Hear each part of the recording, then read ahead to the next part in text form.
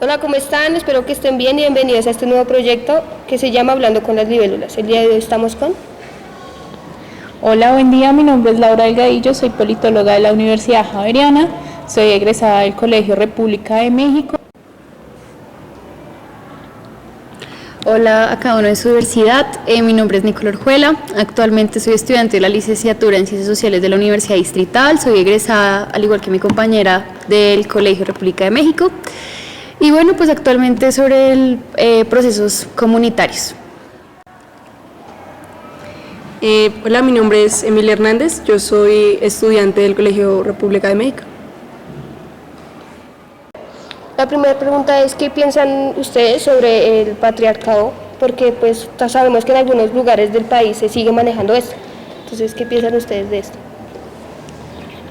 Bueno, yo creo que el patriarcado es una estructura que ha permeado casi todos los aspectos de las vidas cotidianas de todos los presentes y de todos los que nos escuchan. No es que esté presente en ciertas sociedades y en ciertas sociedades no. Yo creo que está tan interiorizado entre nosotros que a veces no nos damos cuenta que todavía hay patriarcado en algunas acciones diarias en nuestras vidas. Pero por ejemplo en el video que nos mostraban, para poder acercarnos a esta conversación, sí, hay sociedades totalmente patriarcales que lo demuestran y que no son solo símbolos o pequeñas acciones de patriarcado que se llevan a cabo, sino que hay sociedades que son totalmente patriarcales, es decir, que el hombre está bajo un liderazgo de poder económico, político y social, ¿sí? Pero entonces, cuando yo digo que el patriarcado también está interiorizado en cada uno de nuestros aspectos cotidianos, es poder ver en la casa de nosotros quién, por ejemplo, es el que lleva el mando de la casa. Últimamente, y dado, digamos, los divorcios y el auge de las casas donde solo hay mamá, efectivamente en muchas de nuestras casas solo manda mamá, pero en la mayoría y en donde todavía hay mamá y papá, la mayoría de las cosas y el poder económico, político, social que hay en la casa lo lleva el papá, y eso también es patriarcado. Cosa diferente al matriarcado, que es lo que vemos por ejemplo en mi casa la que lleva el mando es mi mamá es la que tiene el poder económico, político y social en mi casa. Pero porque mi papá hace mucho tiempo dejó de trabajar por una enfermedad y mi mamá le tocó asumir ese rol y ese poder en la casa, pero si no, seguramente seguiría siendo mi papá el que lleva ese rol, y eso también es patriarcado. Bueno, continuando y tal vez para no pues hablar de lo que ya comentaba Daniela, pues sí, estoy de acuerdo con lo que ella menciona, y es que pues el patriarcado no solamente se encuentra en ciertos escenarios, que tal vez por el tema de la liberación femenina, de la deconstrucción y bueno, un montón de facetas, podemos decir que poco a poco pues hemos ido trabajando en eso como sociedad, ¿sí? Y que tal vez en algunos lugares, en este caso pues del contexto nacional de Colombia, pues se puede llegar a encontrar pues más estas prácticas. Sin embargo, pues sí sigue siendo un espacio en el cual pues se sigue debatiendo. Con relación pues a mi experiencia personal, pues mi mamá, pues como en el caso de Daniela, mi mamá también es quien tiene en este caso pues el poder pues en muchas de las esferas, ¿no?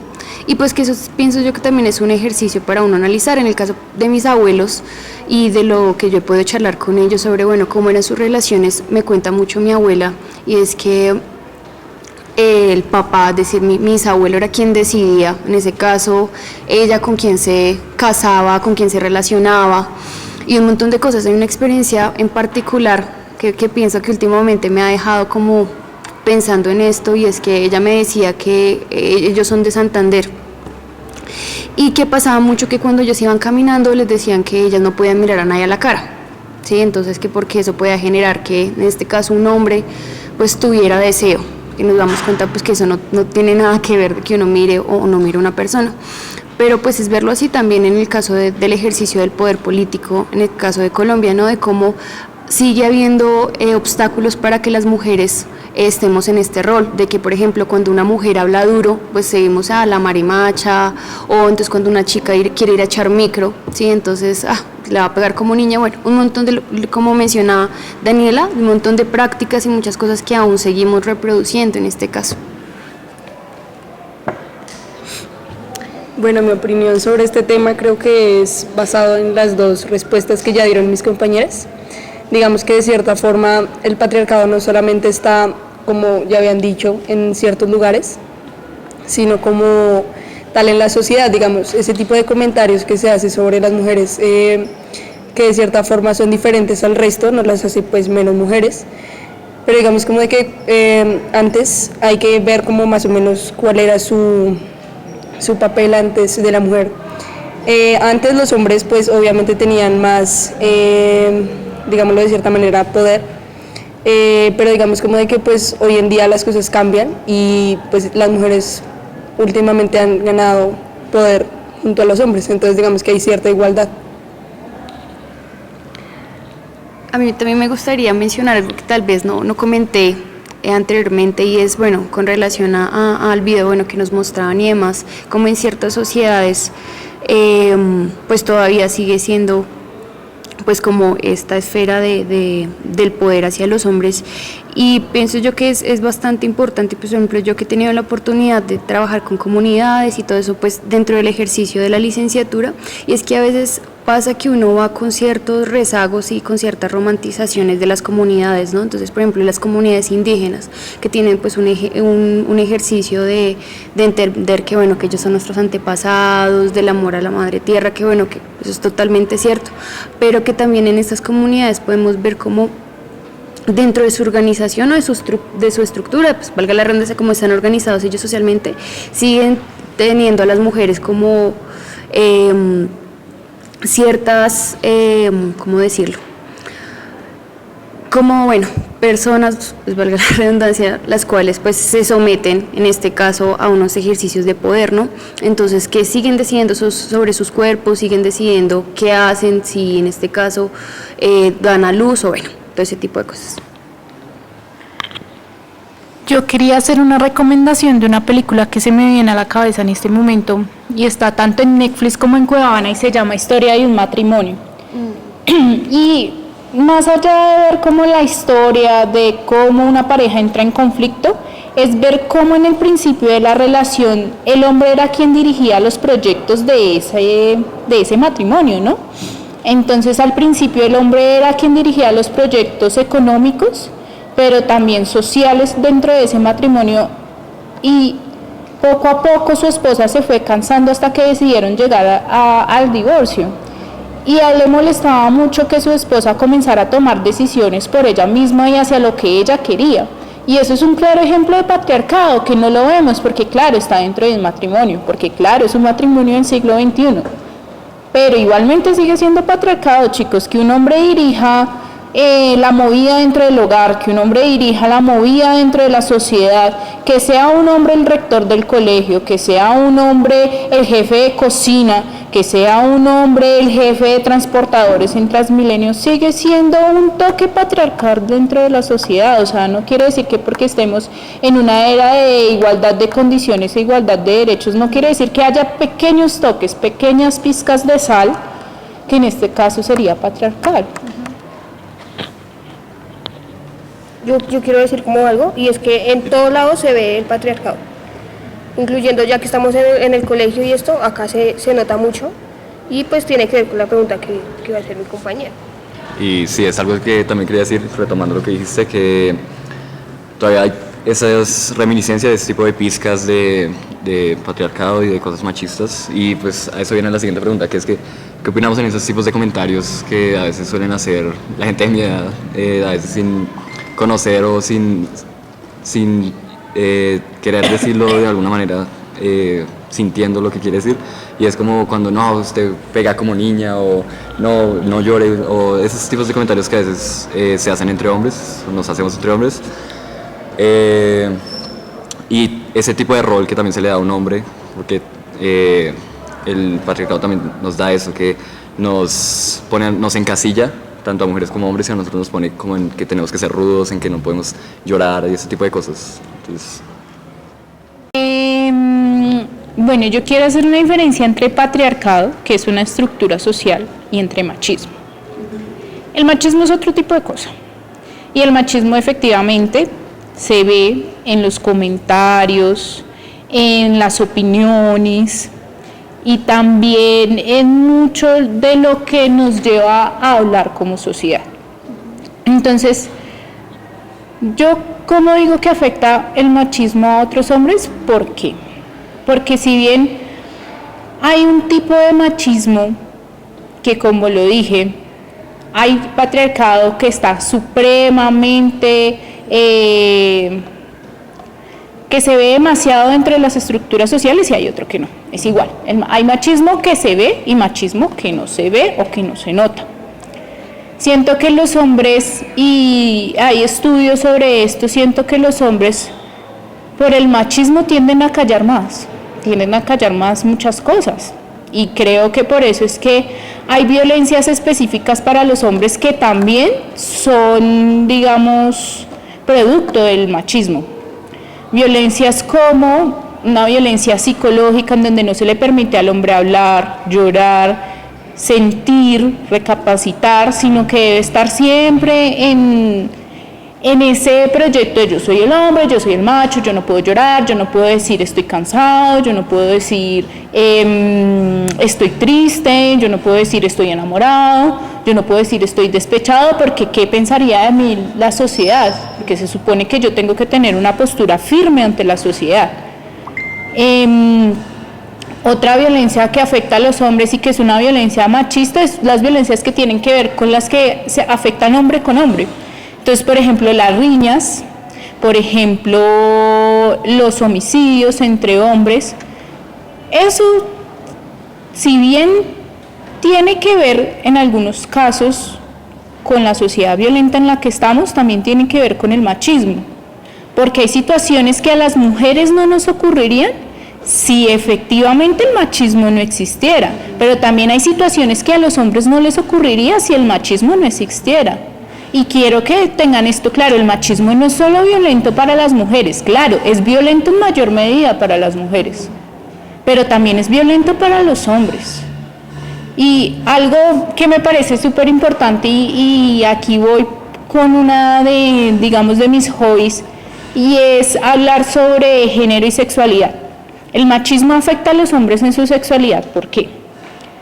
Porque el machismo dice que el hombre debe ser hipersexual, que el hombre debe siempre responder a la mujer, que el hombre debe, digamos, mantener contenta a su mujer, y esto lleva a que el hombre, primero, no pueda sentirse cansado ante las situaciones sexuales, y segundo, que los hombres tengan mucho más situaciones sexuales de riesgo que las mujeres. Y entonces es ahí cuando vienen enfermedades, es entonces cuando vienen problemas, ¿cómo se le dicen? Problemas emocionales y psicológicos respecto a esto. Claro, el machismo afecta a los hombres, los afecta. Creo que no los afecta visiblemente como nos afecta a las mujeres, pero claro que sí los afecta. Bueno, ya más en el tema del colegio, es algo bastante importante. Es, bueno, no solamente esos dichos o esos comentarios, no solamente vienen pues de uno como pelado cuando está en el ejercicio de la escuela como estudiante, sino también viene por los profes, viene por los coordinadores, viene por todas las personas que conforman la comunidad académica, que muchas veces uno tiende como a pasar, porque obviamente no es lo mismo, que a veces uno cree que no es lo mismo tal vez ver que, por ejemplo, que ciertos profes están en ciertas áreas, por ejemplo, en ciencias naturales, que casi siempre sean profes, hombres, ¿no?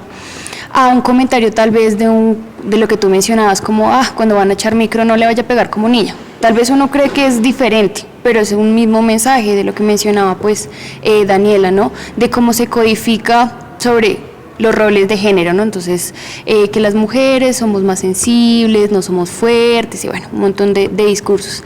Entonces, por ese lado, me pasaba mucho que que bueno, cuando íbamos a jugar fútbol y eso, siempre era como, pero es que no sé, en mi caso, Nicole es marimacho.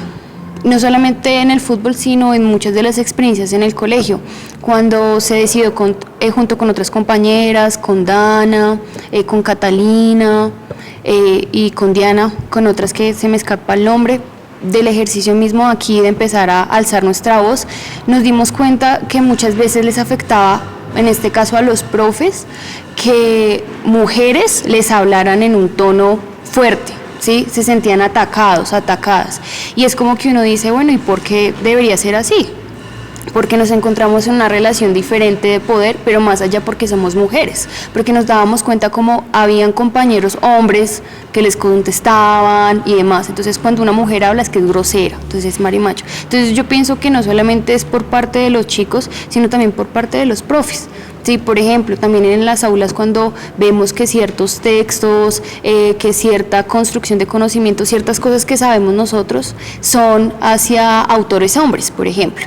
Entonces que siempre son hombres, son blancos, son europeos, son heterosexuales, vienen de clases pues que afortunadamente han tenido todo y pues por eso están en el lugar que están, pero entonces nos damos cuenta como hacia las mujeres pues no es esa misma importancia. Y cuando vamos a hablar de género, cuando por ejemplo cuestionábamos, y me pasaba mucho que con el uniforme, de que pues los hombres tenían pantalón era muy cómodo porque yo se ponía a echar micro y uno no, o cuando estaba haciendo frío, pues era impresionante. También con el comentario de las medias, y que eso sí lo puedo mencionar porque me pasaba mucho que escuchando de profes que cuando las medias eran, no sé si Daniela tuvo las otras, que eran las corticas, ¿sí? Entonces que eso parecía un burdel. Comentarios de muchos profes y que yo los escuchaba. Entonces era como decir, bueno, y entonces, o por ejemplo del tema del maquillaje, me acuerdo que habían también comentarios que decían, no, es que el problema de los chinos es que llegan a la clase oliendo a sudor porque juegan fútbol, y de las niñas es que están empañetadas en maquillaje. Entonces uno, pero bueno, y eso. Bueno, digamos como de que mi opinión es que, digamos como que nosotros como sociedad tenemos como que los hombres siempre tienen que ser tan fuertes, es decir, por ejemplo, el hecho de que un hombre llore, el hecho de que un hombre defina, o sea, como que de verdad, digamos que se sienta mal y quiera decir que está cansado, que de verdad no se siente al 100% bien, no lo hace menos hombre.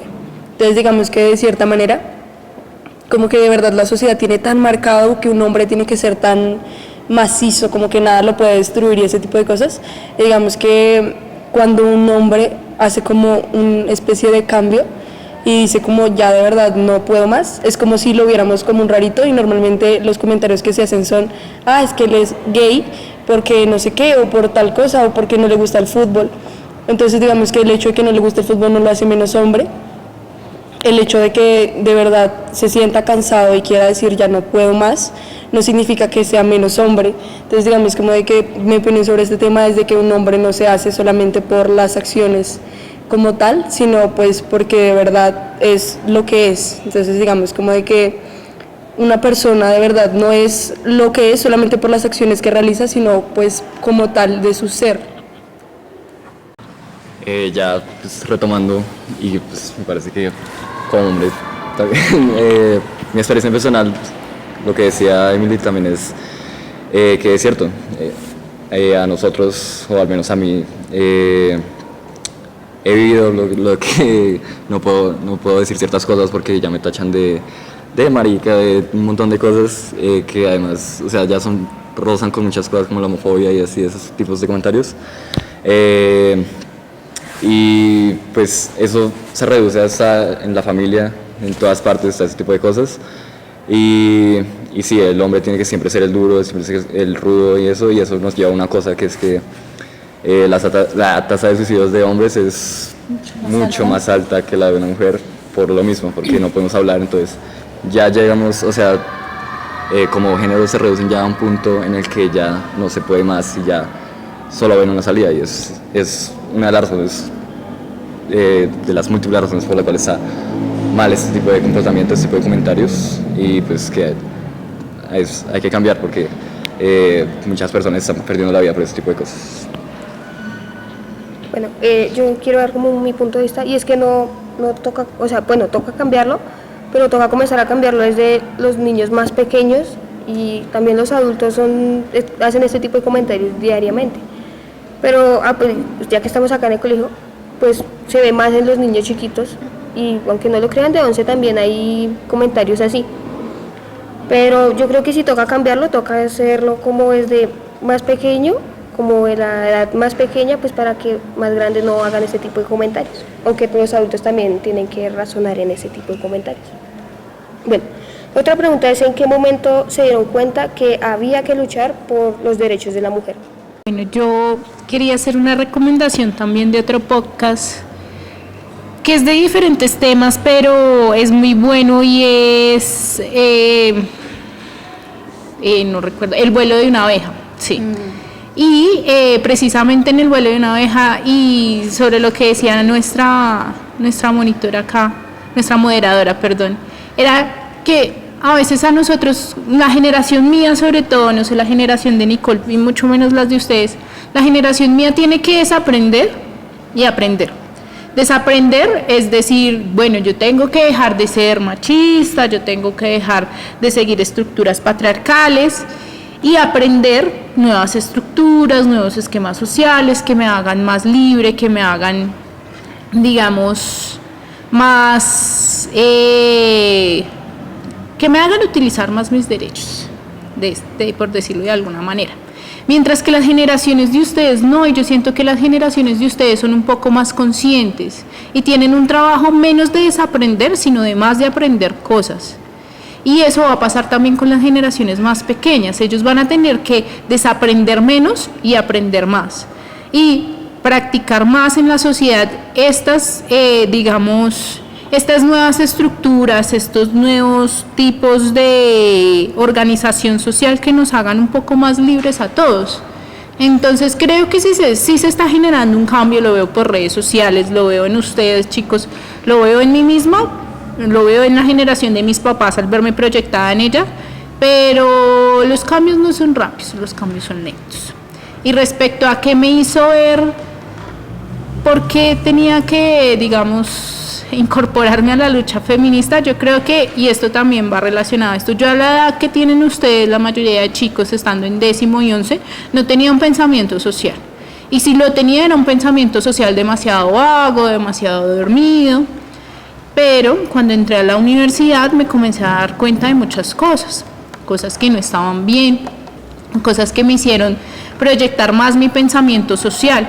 Entonces comencé a ver que en la universidad habían muchos más comentarios machistas, comentarios como por ejemplo en la Facultad de Derecho, la clase de introducción al derecho, el profesor que daba esa clase decía: bienvenidos los futuros abogados y las futuras amas de casa.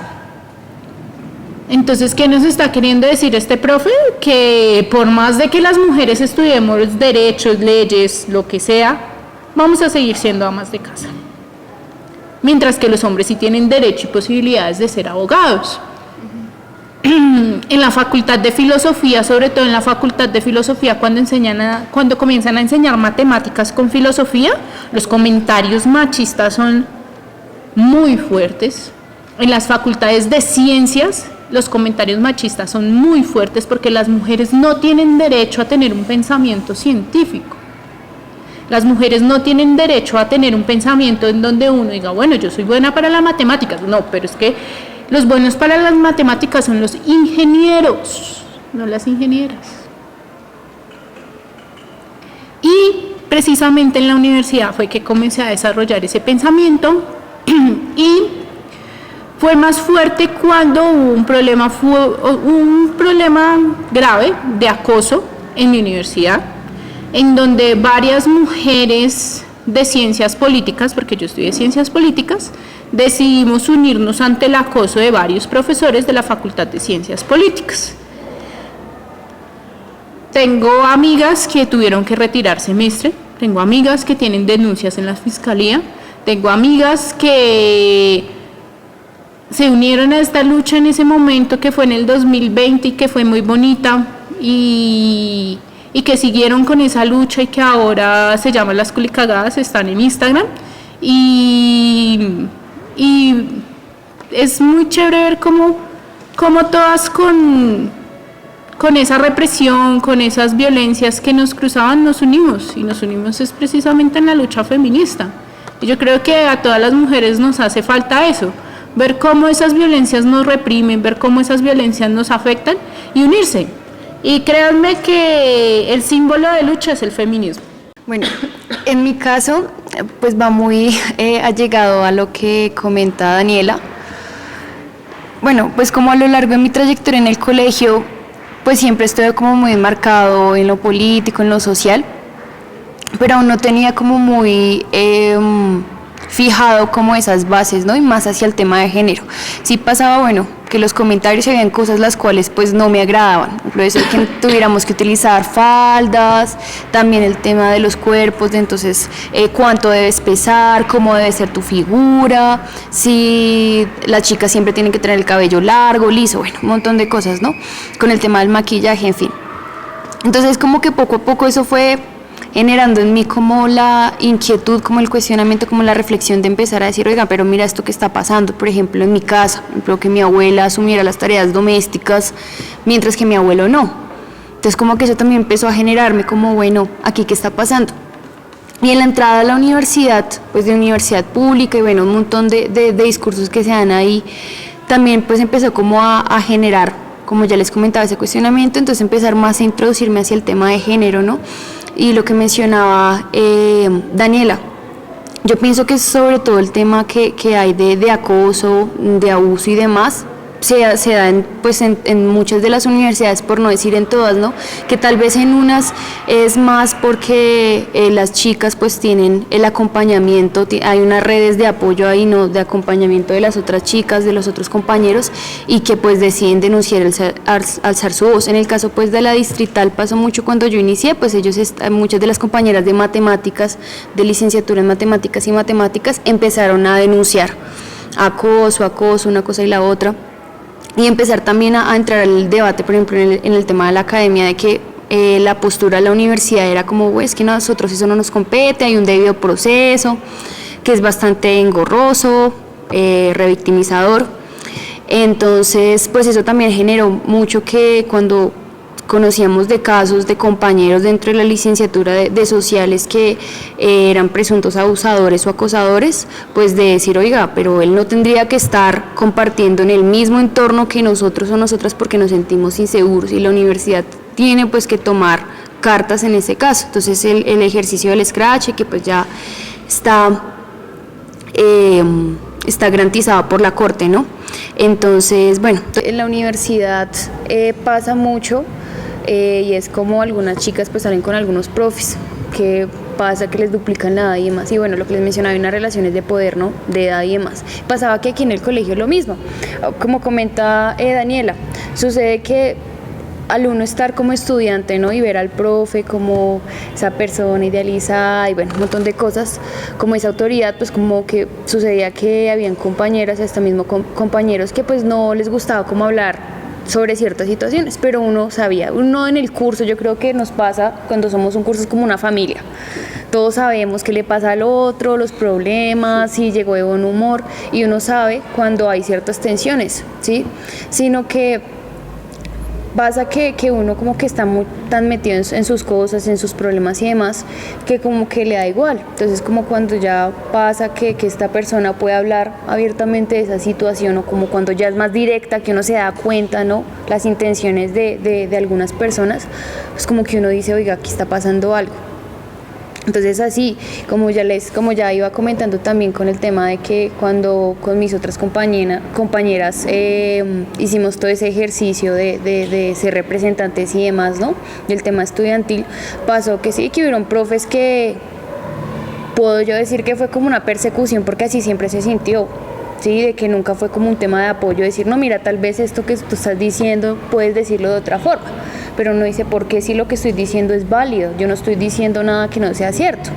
Entonces lo que yo les decía, entonces como éramos mujeres, entonces como hablábamos fuerte, lo que decían era que nosotras éramos las versiones femeninas de algunos profes. Entonces nos deshumanizaban, porque entonces no puedo ser Nicole Orjuela, no puedo decir por ejemplo Valentina Callejas, no puedo decir por ejemplo mi compañera Diana Vaca, pero no éramos nosotras, sino éramos las versiones masculinas. Entonces yo creo que eso es también como relegar, entonces en este caso de que no soy yo, o sea, no soy yo quien piensa, quien actúa, quien crea, sino entonces es el profe. Entonces yo digo, pues tampoco tiene que ser así. Claro, uno se siente muy agradecida de que muchos profes y muchas profes pues hayan inculcado en uno el tema del pensamiento crítico, de reflexionar, de ver su entorno, ¿no? Pero pues hasta llegar a cierto punto de decir es que usted es la versión masculina, y eso también es violencia simbólica, violencia psicológica. Entonces eso, pasaba mucho el tema de que de las uñas, no sé si todavía les pase a ustedes, o el tema del delineado, que yo siempre he sido muy... Muchito ahí. Yo creo que, y sobre todo lo que se veía en mi generación, era la violencia psicológica que ejercían los profesores, y sobre todo los profesores hacia las mujeres. Y era una violencia psicológica re dura en que no nos podíamos maquillar, no nos podíamos pintar las uñas, no podíamos llorar, no podíamos hacer cosas, esto, lo otro, y era una violencia psicológica que también es válida, es una violencia que si bien es así como muy cerradita, como nadie se da cuenta, como los comentarios que le hago a esta niña, o los comentarios, los llamados de atención que le hago a esta joven por X o por Y razón, pero que es re dura. Entonces las nenas de mi generación no podían tener novia porque ya iban a quedar embarazadas, pero los hombres no, los hombres eso... Podían tener novias y nunca les decían nada, nunca ejercían presión sobre ellos, nunca ejercían comentarios que de una u otra manera afectaban la psicología de las mujeres. Eso me parece re importante, Nicolai. Sí, y bueno, con relación a las uñas, no sé si les pasa a ustedes, se me pasaba mucho lo que fue 10º. A mí siempre me gustó pintarme las uñas de colores oscuros, llamativos. Entonces pasaba que ciertas profes traían el quitasmalte con el cosito de algodón, y es que hay que quitarse las uñas porque eso no es parte del uniforme. O el delineado, hay que quitarse la pestañina, hay que ese labial, hay que ese tipo de cosas, y uno dice, bueno, ¿por qué? Ay, no, es que eso de ser mujer siempre maquilladas, y yo, es que el maquillaje va más allá de un tema de género. Sí, el maquillaje es un arte. Para mí el maquillaje es un arte. Yo cuando me maquillo, cuando me arreglo, siento que es como terapia para mí. Así que me puedo dedicar un tiempo a mí misma. ¿Sí? Entonces tiende a ser así. Otra de las situaciones, no sé si aún pasa, es que nos medían la falda.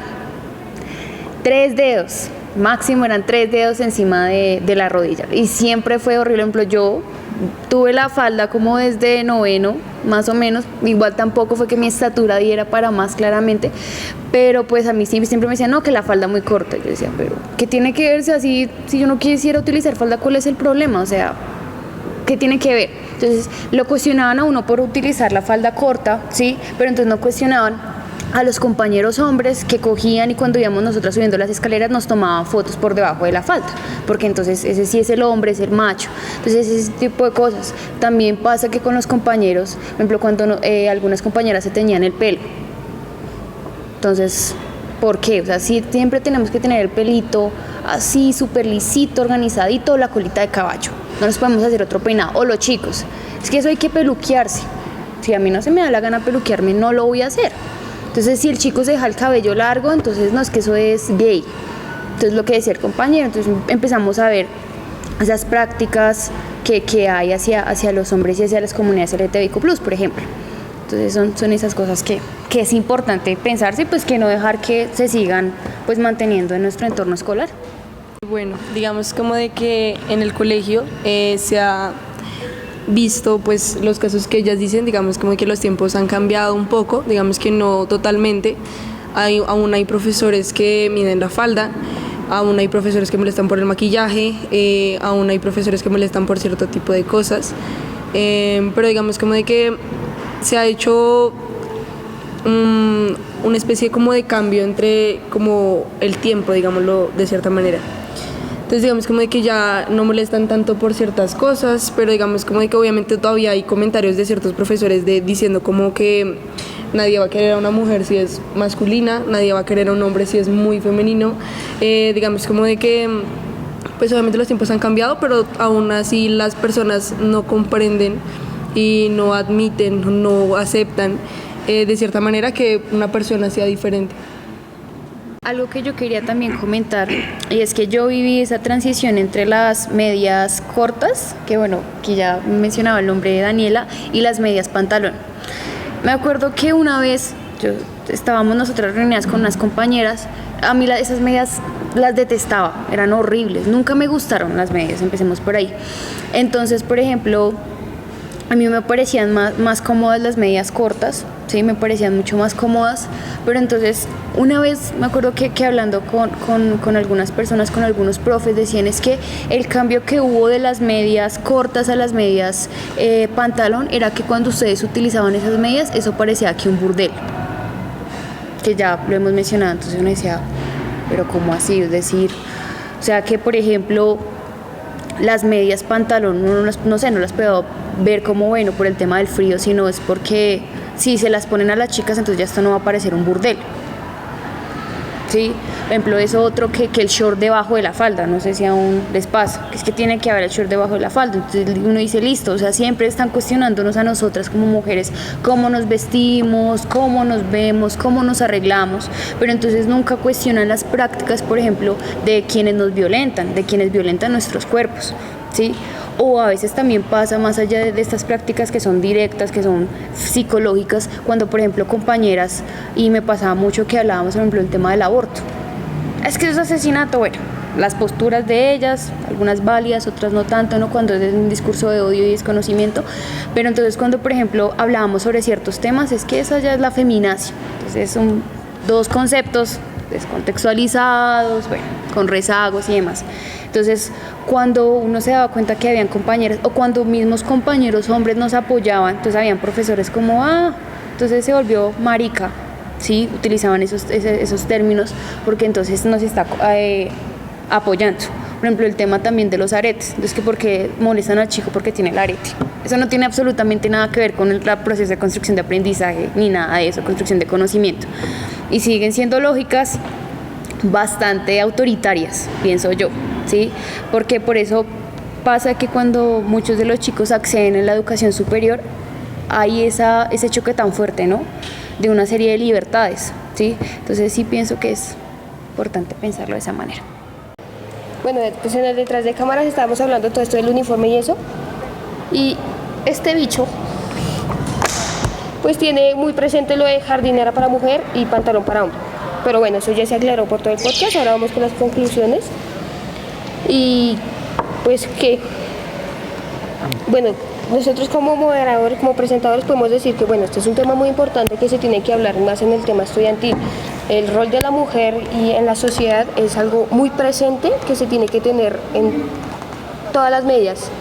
Entonces, para los estudiantes yo creo que esta charla es como muy necesaria, y no solo para los estudiantes, para todo el mundo, por lo mismo, porque es algo muy necesario que hombres, mujeres, niños, bueno, entiendan que la mujer es muy importante en la sociedad. Y sí, me parece que es algo que se debería empezar a hablar más en el colegio, y por temas sociales, por temas de integridad, es algo muy integral que nos afecta a todos creería yo, todos los sentidos, ya sea temas de salud mental y otros tipos de cosas. Y sí, hay que concluir que los niños pequeños, la nueva generación, tienen que ser educada más en este tipo de temas para avanzar como sociedad. Bueno, yo como conclusión y muy enfocada a la igualdad de derechos entre hombres y mujeres, y sobre todo hablando de los chicos del colegio, de la institución y de la comunidad educativa, quiero dejar como aspecto positivo que los chicos y esta generación es mucho más propensa a ser sociales y políticos, y en ese sentido son mucho más propensos a hablar sobre temas que incomodan, hablar y hacer propuestas que incomodan. Y me gusta mucho que esta generación sea así, que esta generación tenga más las posibilidades de practicar y de no de aprender. Pero entonces también hay que pensarse en cómo algunos chicos, que si bien son los actores políticos y sociales del colegio, ¿cómo pueden incidir ustedes dentro de los chicos que no lo son? Dentro de los chicos que tienen ese chip de machismo dentro de su cabeza y que no los va a dejar, digamos, ser mejores personas o ser más libres. ¿Cómo van a incidir ustedes que tienen una conciencia política y social en esos chicos? Eso es lo que tienen que pensarse.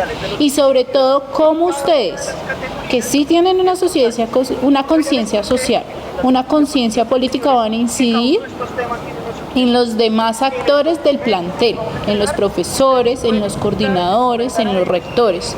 Porque obviamente la acción política no es solo hablarla, sino también practicarla. Y eso quiere decir que ustedes pueden hacer grandes cambios, gestarse grandes cambios, si deciden verdaderamente practicar una acción política. En general, pues de lo que hemos ido charlando como conclusión son varias cosas. Uno, lo que ya mencionaba Daniela, y es la importancia de que haya una transformación en la escuela, ¿sí? No solamente como institución, sino de las diferentes personas que en este caso pues hacen parte de ella.